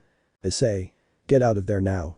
He said without looking back, appearing no more and no less than Milikas. Issei. What brings you here, Milikas? He asked, turning around and seeing the nervous boy. Milikas. Well, I went for a glass of water and saw you here and wanted to accompany you. He said nervously. Issei. I see, come if you want. He said, turning around looking at the night sky again. Milikas. Hi. He said to stand next to the brown-haired boy. Milikas. Can I ask you a question? He asked nervously. Issei. Of course. He said without seeing him. Milikas. What was your life like before entering that place and how did you get in? He asked, looking at the brown-haired boy. At that Issei remained silent for a few seconds. Issei. Do you really want to know? He asked, still looking at the sky. Milikas. Yes, I want to know. Iridid answered. Issei. Fine, but don't tell anyone, because I'll tell you when the time is right, okay? Said asked would be mind. Milikas. I promise you. He said seriously. Issei. Well, you see. Chapter 14. Issei. Well, you see, before everything happened, I was a child with a normal and happy life. I had what every child should have. Education, food, shelter, the love of a family, but. Issei. But everything changed when 3 days passed after my 5th birthday when I met Rias. At first we were good friends, we saw each other to play in the park very often. Some time passed, and we met Sona Citri. She was a serious but kind girl when she was in a good mood. One day Rias showed us that supernatural things exist. She also showed us that sacred gear existed. My brothers had sacred gear, and they were very excited. I also wanted to know if I had one, but I didn't, none of them. That happened when I was 7 years old. From that day on I began to receive abuse from my family, Rias and Sona, also from the only friend I had who turned out to be a woman. Every day they hit me for no reason. At night I didn't sleep because I was sleepy, but they left me unconscious until the next day. Everything was a routine for 3 years. The beatings were so brutal that in those 3 years I lost sensitivity in my body, causing me to no longer feel any pain, but something strange was happening. That was that at night I received beatings, but the next day when I woke up my body was as if nothing had happened, but I didn't take it seriously because I was depressed. A more specific day on my 10th birthday, I was in my room crying, then I turned around and received a blow that left me unconscious. When I woke up my head was in a bag, using it they took it off. I saw my family, Rias and Sona, they told me everything about the perdition, until a portal opened and they kicked me in, and the portal closed. That's when I realized that you can't trust anyone, much less your own family. The chestnut finished counting and turned around to see that Milikas was crying out of sadness and clenching her fists in anger for Rias. Milikas. I never thought that my aunt would do something like that. I'm sorry. He said with a broken voice. Issei. It doesn't matter anymore, I'm done with this, but I'll tell you something. He said looking at the sky. Milikas. What? He asked curiously. Issei. The only reason I don't kill those bastards is because of a promise I made to someone special. He said seriously. Milikas. To whom? I asked now calmer. Issei. To my grandfather, the only one who didn't hate me. He said seriously. Milikas. And what happened to your grandfather? He asked intrigued. Issei. He died when my father yelled at him for defending me. He had a heart attack. Curiously, that happened on my 8th birthday. That day I received the beating that took away the feeling in my body and left me unconscious for a week. He sadly said something that surprised Milikas. Milikas. And what promise did you make? He asked curiously. Issei. I made him a promise to become stronger than a supernatural being, so I wouldn't depend on anyone. He said with a very, very small smile, something that surprised Milikas. Issei. Well, it's time to go to sleep. He said turning around and heading for the door. Milikas. Do you think I can be as strong as you? He asked making the brown-haired boy stop. Issei. It's a possibility, don't you think? He said asked, looking at Milikas with a slightly wider smile. Milikas. Yes. He said with a smile watching Issei leave. The next day. It's already morning, everyone was still sleeping, and Issei was in the courtyard of the mansion. Issei. Well, I have to keep in shape, I've already lost a lot of time. He said stretching and then starting to punch and kick in the air. Each one increased the speed and began to rise in the air. Imagine it as Issei and without the weights. But he didn't realize that the red-haired boy's room faced the patio and was watching him. Milikas. I swear I'll become as strong as you Issei Nai. He said with determination in his eyes as he continued to watch the brown-haired man. Chapter 15. It was already night and a party could be seen where the heirs of the 72 pillars of the demonic world were. I don't remember how many there are, so correct me if I'm wrong. In that you can see a magic circle where the Gremory entourage comes out along with Issei. Everyone was surprised to see a human among demons and began to murmur things. Demon 1. What a dirty human does at a demon party. Demon 2. Does Zursich-sama know about this? Demon 3. It's inconceivable. And those things were heard by Issei, but he just ignored them. At that moment, a certain brunette with glasses approaches them along with her entire entourage. Sona. It's good to see you, and hello Issei-kun. He said looking at the brown-haired man with a smile. Issei just ignored her and looked elsewhere, saddening Sona. But then a demon approached where Issei was. Demon. What does a dirty human do at a demon party? He said arrogantly looking at Issei. Issei. Issei didn't say anything, instead he looked elsewhere angering the demon. Demon. Don't ignore me, insolent human. He said, hitting the brown-haired man in the face, who didn't move even a millimeter. Demon. But what? He said hitting him a lot on all parts of his body. But Issei didn't even flinch. Demon. This is not possible. He said taking a step back. Demon. How is it possible that a damn human is that strong? He said something fearful. Issei. Humans can be more than everyone here thinks. He said, approaching the demon, who retreated with each step of the brown-haired man. Issei. So you better not bother me. He said, hitting him in the stomach, causing him to clutch his stomach and fall to his knees. Everyone was shocked as a human brought a high-class demon to his knees with a single blow. But then Zersich arrives. Zersich. Wow, it seems they're having fun. He said, approaching Issei, who had his arms crossed. Zersich. Could you do me a favor, Issei-kun? He asked, seeing the aforementioned. Issei. Which one? He said, looking at him out of the corner of his eye. Zersich. Come with me, I want to introduce you to someone. He said, heading to the door of the room, being followed by Issei. Upon reaching the door, a magic circle was formed and an old man with a long beard emerged from it, along with a silver-haired woman. Zersich. Good night, Aden-sama. He said with respect. Aden. How are you, Brad? Let me introduce you to Rossweisse, she's a Valkyrie. Ross. It's a pleasure, Zersich-sama. He said with a smile and bowed. Zersich. Likewise, and let me introduce you, he is Issei. He said, pointing to the brown-haired boy. Issei. A taste. He said disinterestedly. Aden. Haha, I like this guy, you must be the one Zersich told them about. He said, seeing him. Issei. What did he tell them? He asked, seeing him. Aden. He told us that you came back from perdition and that you are ridiculously powerful. He said with a smile. Issei. I see. He said seriously. Zersich. What do you think if we go in? He said with a nervous smile. Aden. Okay, let's go, and you two go behind and get to know each other better. Iho, coming to Ross and Issei. Ross. Like the words Aden-sama. He said with respect. So they started on their way to the party, where there was an awkward silence between Ross and Issei. Ross. And well, what do you like to do? She said, something nervous. Issei. Train. He said without seeing her. Ross. Well, and what do you dislike? She asked more nervously. Issei. You spend a lot of time isolated, right? I asked without seeing her. Ross. Well, you could say. She said more nervously. Issei.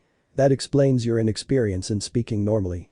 At that, she looks into her eyes, something that surprised Ross since he saw her empty and dull eyes. Ross. Why is he like this? He asked with concern. But he didn't finish thinking, because Aden called them to where he was, so they went to where Aden was. When they arrived, they saw that he was with the other faction leaders and also the most beautiful seraphim in heaven, Gabriel. Michael.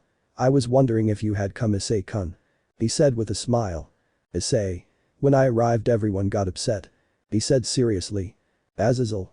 Well, it's normal for that to happen, since they are not used to seeing a human at events of this type. He said with his typical smile. Zersich. If that must be it, don't worry. Issei. I'm not worried, it annoys me, but it doesn't matter anymore. He said, looking away. At that, Zersich leaves with the other faction leaders and Gabriel approaches Issei. Gabriel. And how have you been? He asked with a smile. Issei. Bien. Gabriel. And can you tell me how you lived in perdition? Because as far as I understand, it's impossible to get out of there. He asked, said, drawing the attention of Ross, who was still next to Issei. Issei. Safe? I asked, staring at her. Gabriel. Yes. He said, seeing him. Issei. Well, you see. It didn't end because a voice was heard. Zersich. It is a pleasure to have the heirs of the noble demonic houses. This party is to inaugurate the raiding games, but it is also to form the alliance with the Nordic faction. After saying that, he took out a contract from a magic circle, and when he was about to sign it, a loud bang was heard. In the sky, a magic circle appeared from which a white-haired man wearing white clothes came out. Aden. Loki, what are you doing here? He said seriously, looking at him. Loki. Isn't it obvious, old man? We can't ally ourselves with beings lesser than us. Aden. That doesn't matter to you, Loki. Return to Asgard and we'll settle this. He said seriously. Loki. I won't do it without stopping this stupidity first. He said with an arrogant smile. Chapter 16. Loki was with an arrogant smile watching the faction leaders. Aden. I'll give you one last chance, Loki, return to Asgard. He said seriously. Loki. Yes, I will, but first you will face me. He said, starting to descend to the ground. Loki. Well, who's brave enough to face me? He shouted, seeing everyone. At that, the demon who faced Issei launched himself at Asia Loki, who received him with a blow to the stomach, sending him flying and leaving him unconscious. Loki. That's all. Come on, I know you have more. He said with an arrogant smile and spreading his arms in pure Zamasu style. Ice. This one was watching the scene. Issei. Old man Aden. He said without seeing him. Auden. Say. He asked curiously. Issei. Can I kill him? He asked, still looking at Loki. Auden already knew that Issei wanted to fight, so a smile formed. Auden. No, but you can knock him out. He said, seeing him. Issei, bien. He said, starting to walk slowly. Ross. Hey, you're not planning on facing him alone, are you? I asked, worried. About the chestnut tree. Issei. It's just what I planned. He said without stopping. When he arrived at the front, everyone was shocked to see that a human was going to face a Norse god. Loki. Unhumano. He said mockingly. Issei. I'm more. He said seriously. Loki. Well, for your bravery I will make sure your death is not painful. He said, launching himself at Issei with a blow that he stopped with one hand. Everyone was shocked by what they saw, including Loki. And that Issei hits him in the face that sends him flying to a mountain that destroyed it when it collides with it. Everyone was more shocked when they saw that scene. Demon 1. How is it possible that a human could have hit a god? Demon 2. It's amazing. And these things were murmured by the demons. At that, Issei disappears from everyone's sight and appears in front of Loki. Issei. I told you I'm more. He said, looking at Loki, who was on the ground. Loki. Insolent human. He shouted furiously, throwing a shower of blows at the brown-haired boy, who dodged as if it were nothing. Loki. Stop moving. I screamed more furiously, throwing punches as fast and hard as I could, but it didn't work. But then Issei stops a blow from Loki and hits him in the stomach, causing him to vomit a large amount of blood. Issei. Just because I can't kill you doesn't mean I can't leave you on the brink of death. He said seriously. Loki, wretched. He said weakly. Issei. Well, now it's my turn. He said, starting to give him a damn beating. Then he gives him a shower of blows all over his body and then jumps backwards. And that he throws many spheres of Kai, making many explosions. When he stopped, he saw Loki with his clothes torn and with many wounds. Loki. Are you on them damn human? He said very weakly. At that moment, Issei, at sonic speed, stood in front of Loki and began to hit him very hard in the face. With each blow he saw more blurry until he landed a blow to the stomach that brought him to his knees. At that, Issei puts his foot on Loki's back and begins to crush him. Issei. You know, one of the few things I like is to bring down the pride of the arrogant. He said, pushing harder. Issei. Because your look of frustration lets me know. Then he lifts him up by the hair. Issei. They can't take it anymore. He said seriously. Loki. I can't et that a human humiliates me in the same way. He said, frustrated. Issei. You see, you can't take it anymore. But then Loki tries to hit him, but Issei dodges it and punches him in the face, knocking him out. At the party. Everyone was watching the fight on a screen. To say they were in shock was an understatement, as they couldn't believe that a mere human had humiliated a Norse god in that way. Auden. What they said wasn't a lie, it's ridiculously strong. He thought in amazement. Ross. It's incredible. He said, still in shock. Victor.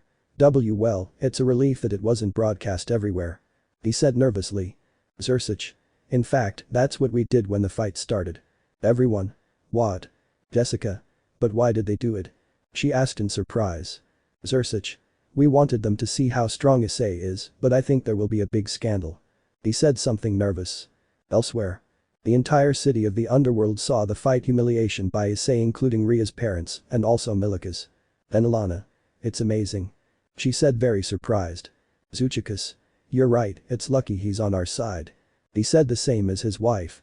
But then they saw Milika's, who had little stars in his eyes and was jumping a little. Milika's. Issei Nai is amazing. He said excitedly. In the city.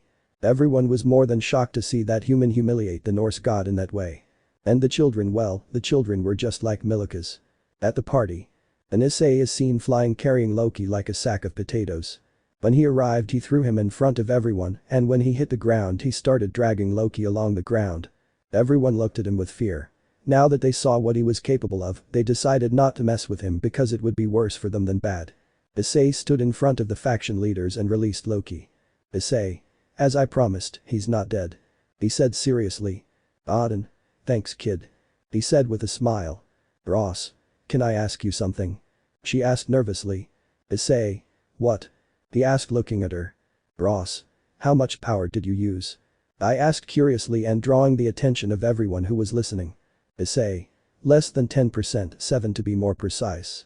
He said seriously. At that, everything remained in a sepulchral silence. 3, 2, 1. All. What? They all screamed, really shocked by the chestnut statement. Demon 1. This is a lie, no one can have that much power. He said, annoyed because he thought it was a lie.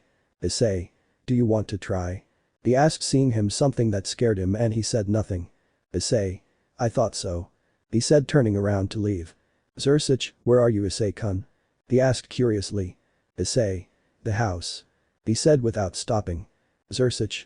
But you can't use magic circles. He said seriously. It's not that. Issei stops. Issei. You're right. Could you help me in that aspect? I asked, seeing him. Zersic. Okay, everyone can leave, the party's over. He said with authority, and then saw how everyone started to check themselves. Chapter 17. After what happened, a brown-haired man could be seen in front of a desk where Zersic was sitting, and next to him was Grafiya with her typical stoic look. Zersic. Before I send you to your city, could you do me a favor? I asked, looking seriously at the brown-haired man. Issei. I'll only do it because he'll send me back, and what is that favor? The serious brown-haired man asked. Zersic. I know this topic makes you uncomfortable, but could you tell us what your life was like before entering that place and how you ended up there? He asked seriously and intrigued at the same time. Issei. If that will stop him from bothering me, I will do it. He said, annoyed. After that, she began to tell them about her life before the abuse and how it began. She told them that Rias was the one who started it all and ended by telling them how she ended up in ruin. After that, the room fell silent.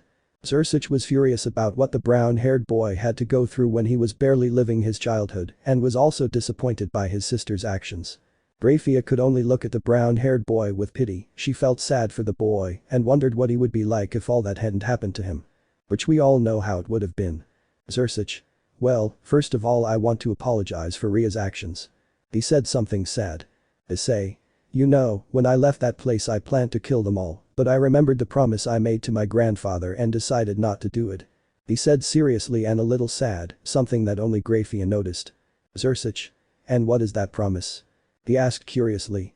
Issei. Make myself strong so I don't depend on anything or anyone. He said seriously. Zersic. But when you get revenge, you don't depend on anyone. He said confused. Issei. By wanting revenge I depend on that, it would only make me a waste for that, and by fulfilling it, it would no longer make sense to become stronger, besides I gain nothing by doing it. He said seriously. That surprised the Redeed and the silver-haired girl. Zersic. Well, thanks for telling us, and for not killing my sister and her friend. He said with a smile. Issei. Yes, whatever, can you send me back now? He said asked annoyed. Zersic. Well, see you soon Issei-kun. He said with a smile and making a magic circle. Issei. Likewise. He said disappearing into the magic circle.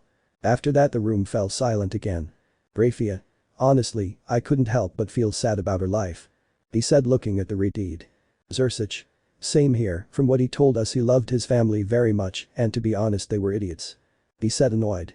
Grafiya. And what will you do with Rias? She asked intrigued. Zersic. I'll talk to her and Sona along with my parents and Sona's since it seems they didn't have the courage to tell them. He said annoyed. Grafiya. I would also like to talk to Rias. She said something upset. Zersic. Fine, but first contact Serafal, she also has to take action on the matter. He ordered, receiving a nod from the silver-haired woman who disappeared in a magic circle. Issei-san. This one appeared in an alleyway being able to his house. Then he started walking around the city, but then he felt something that surprised him a little. Issei. What is this, that energy, what the hell? He thought surprised. With all his speed he reached the forest from where he was thrown out and saw that the portal he returned from was beginning to open. Issei. But why the hell is it opening? It doesn't make sense, it's supposed to open every 7 years, why is it opening now? He wondered confused. But then he sees a monster starting to emerge. Issei. That monster reaches my 60%, well now I have an acceptable fight, not like with that pathetic attempt at a god. He said, getting into a fighting stance. At that the monster launches itself towards Issei who dodges a blow from the monster and lands a blow in the stomach that made the monster spit blood, but it didn't end there since Issei lands a blow in the face that sends him flying into a mountain, making a large crater in it. At that Issei gives him a stop in the face making him go through the mountain and crash into the ground making a bigger crater. While Issei was suspended in the air. Out of nowhere the monster appears in front of Issei and gives him a blow that was so strong that it sent him to a mountainous desert. Something like that. Where it destroyed several mountains upon impact with him. Then it crashed into the ground, making a large crater. Issei. It seems I'll have to use more power than I expected. He said getting up. Issei. I didn't get used to this but. At that point it begins to glow a reddish color. Issei. I try to use a cake in X3. At that moment, a red aura appeared and he launched himself at the monster. In the underworld, minutes before. The Citri and Gremory families could be seen alongside Zersic and Seraphol at the Gremory mansion. Everyone was serious including Seraphol. It seemed like they were waiting for someone. Zudicus. Do you think they'll come? He asked seriously. Zersic. They have to come, this can't stay like this, they've hidden it for too long. He said seriously. Seraphol. Zersic-kun is right, this can't stay like this. He said seriously. In that, 2 magic circles are formed coming out of these Rias and Sona. Rias? Why did they want to see us? She asked curiously. Zersic. You better sit down, this will be long. He said seriously. Then Rias and Sona sit on one of the sofas. Sona. Now could you tell us why you wanted us so urgently? He asked. It would be like always. Zersic. Well, we called them because we found out about their behavior with Issei when they were little. He said seriously and annoyed. At that statement the 2 heiresses became very nervous, something that was noticed by everyone in the room. Zudicus. And you have something to say? He asked seriously and annoyed. Sona. We admit that our behavior was not appropriate at the time, but. She was interrupted by her father. Lord Citri. Not only was it inappropriate, but are you aware that you ruined his life? He said angrily. Rias. We were little girls. The damn bitch tried to excuse herself. Venelana. Just like him, he was just a little boy who was mistreated because of him. Lady S. And not only that, but you also participated. She said angrily. Zersic. And what makes us the most angry is that they sent him to a place where no one has been able to get out alive. He said angrily. Seraphol. Instead of spending his childhood happily, he was forced to become this strong at only 10 years old. At that Grafiya, who said nothing, decided to speak. Grafiya. If he hadn't made a promise to his grandfather he would have killed them, a simple promise saved them. She said annoyed. Rias. They're right, we were stupid and we're sorry. He said with tears, threatening to leave just like Sona. Zudicus. The one you have to apologize to is Issei. He said annoyed. Sona. We try, but he always ignores us. He said with his head bowed. Seraphol. They have to do it at any cost. She said annoyed. Zersic, a whore. He couldn't finish because he felt a power that made him tremble. Zersic. That power is immense. He said scared. Seraphol. Who could have that kind of power? She said scared and worried. Rias. That aura is Issei-kun's. She said worriedly. Zersic. You have to go see what's going on because I can also feel that he's not alone. He said seriously and at the same time nervously, making a magic circle. When they arrived they saw a lot of destruction, and when I say a lot, I mean a lot. When they looked up they saw shock waves. Then they see something falling to the ground, making a large crater. When they saw that it fell they saw a monster that scared them a lot, but they saw that it launched itself against someone who, when they saw it coming, they were surprised to see that it was Issei with a red aura. Issei. This thing is already starting to annoy me. He said, already annoyed, dodging a shower of blows. Issei. Now I'm angry. There he stops his 2 hands. Issei. Kaikin X5. He said, making his aura increase. Then he gives the monster a shower of blows that leaves the monster very wounded. Issei. It's over. Asia said, jumping back, putting her hands at the height of her waist. Issei. Kai Imee. In this, a sphere of energy is formed. Issei. Hi Imee. The sphere becomes larger and brighter. Issei. Hey. He screamed, expelling a great torrent of energy that disintegrated upon contact with the monster. Chapter 18, Season Finale. Everyone was surprised by what Issei did. At that point everyone approaches where Issei was. Zersic. Issei, what happened? He asked in surprise. Issei. The portal that leads to Doom suddenly opened and that thing I just killed came out of there. He said seriously, surprising everyone. Seraphol. It can't be.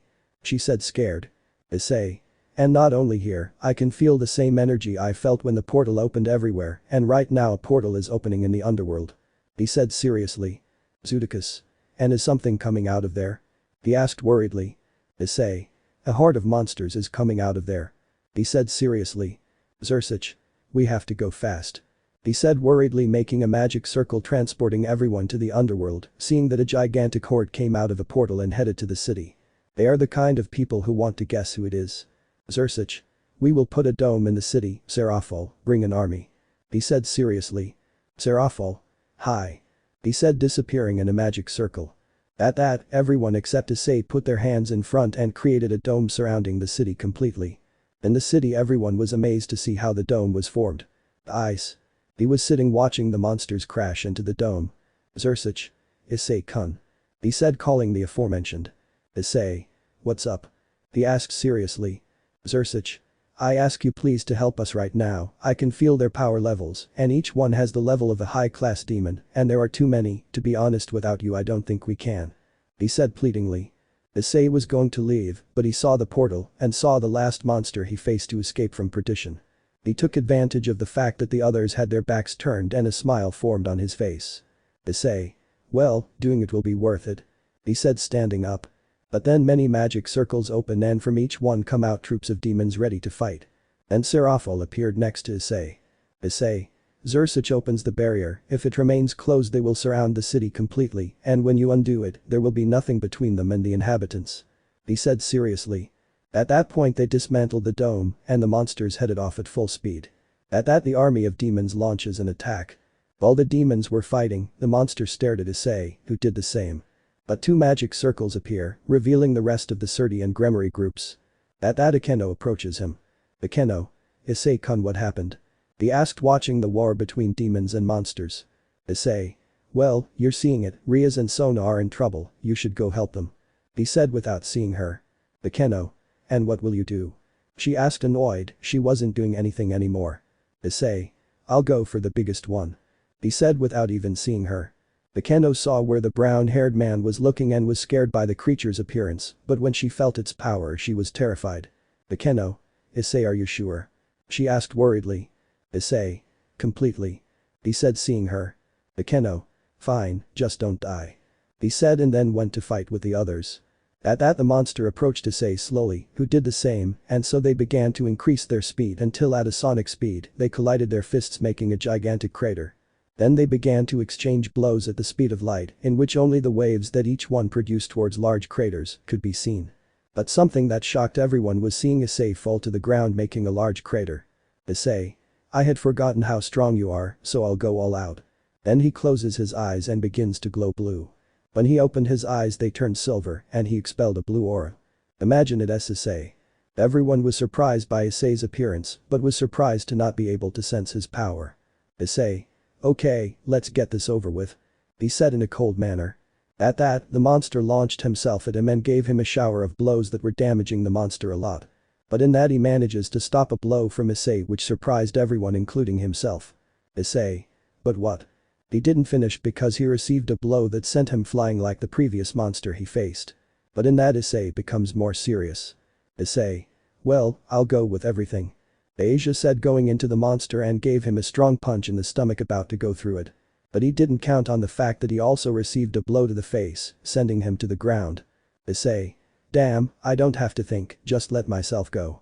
He said, relaxing and standing up. Then he closes his eyes and sighs. After doing that he dodged a kick and the monster passed by, crashing to the ground. But the monster didn't stop and started to rain down blows on him that Issei dodged like nothing happened. Those who saw it were shocked, they even swore they saw Issei's hair momentarily change to silver. At that Issei hits the monster in the face and then he gives him a shower of blows that left the monster badly injured. Issei. It's time to end this. He said in a cold manner and then he jumps back, putting his hands at the height of his waist. Issei. Kai I am Ii. The blue energy sphere is formed. Issei. Hi I am Ii. The sphere becomes larger and brighter. Issei. Hi I. And that he expels a gigantic torrent. The monster tried to stop him but couldn't hold on for long and ended up being disintegrated by Issei's Kamehameha and caused a huge explosion. Everyone was very shocked by what they saw. At that Issei returns to normal. Everyone, coming out of shock, approached Issei. Issei, I see that you are already finished. He said without seeing them. Zersic. It was very difficult but we managed to defeat them. He said with a smile. Issei. And the other mass? Zersic. I don't know, but that doesn't matter anymore. He said, still with his smile. Issei. This isn't over yet, there are more portals opening everywhere. He said seriously. Zersic. And what will you do? He asked curiously. Issei. I'm going to kill those monsters and stop them from taking more damage. I'll also find the origin of why the portals open. He said seriously. Zersic. Really? I asked surprised. Issei. Yes. He said seriously. Serapho. How long will it take? I asked something sad. Issei. I don't know, but I'll do it as quickly as possible. He said seriously. And that Asia is approaching. Asia? Issei-san, am I sorry you're leaving? He asked sadly. Issei. That's right. But I'll come back as fast as I can. He said seeing her. Asia? You promise? I asked, seeing him with tears threatening to come out. Issei. I promise you. That's where Gasper is coming. Gasper? Issei-senpai, I promise you that I will become a strong man. He said looking at him with determination. Issei. I hope so, you and Milikas will become very strong. He said with a small smile something that surprised everyone. Issei. Zersich, could you send me back? He asked seeing him. Zersich. Good. He said making a magic circle under Issei. Zudikas. Good luck young Issei. He said with a smile. Issei. Thank you. He said seeing him and starting to disappear in the magic circle. Let me know in the comments below if you guys want the next part. Also check out my other video that has been shown and left. Thank you for watching. If you enjoyed this video please like and share this video. And have a fantastic day. Bye.